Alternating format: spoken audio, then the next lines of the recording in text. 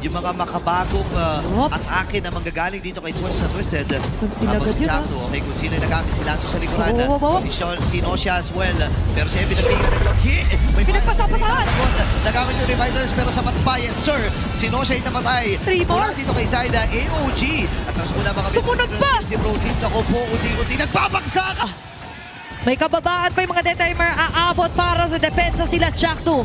Pero para sa Twisted Minds, pwede pa rin naman sila pumilit kung sakali man. Enough ang kanilang firepower. Enough pa ito para tapusin ang laban na ito. Ayun, tapusin na. Namatay dito si Zaida. Gayun din naman. Itong si Lance, pabuhay na rin. Si Penny Cutie ata magiging next nila ng punteriya ng Donut. Charge! Pero si Sean ay mapapatay dito. May Lord pa rin! Meron pang Lord. And this time ay kukunin na rin isa-isa. Off na rin, Benny Cutie on the bottom side. Habang top lane naman, kompletong lima na Twisted Minds ang atake. Chakto ang nangunguna. Zaida naghahanap ng opening. Yung Lord 2 cores left na lang. 18,000 HP left. No, siya pumasok na agad sa Bay. Nagmama!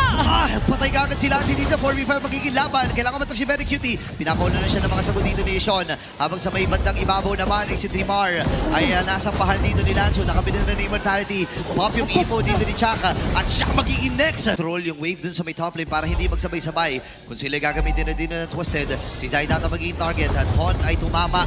Pero kasabay pa ng mga stuns. Napatay agad din si Zaida ngayon. Didiretso na at Twisted Mind. Nagamit na rin dito yung Tectonic Charge. Ngayon ay Shadow King na pagsalusuluhan ng mga natitirang miyembro dito ng CNC Pro Team. At isa-isa na rin napapatumba. Sinama na nila dito itong si Zaida, si Chato, si Benny, si Trimar. At si Lance sila naman natitira. And we have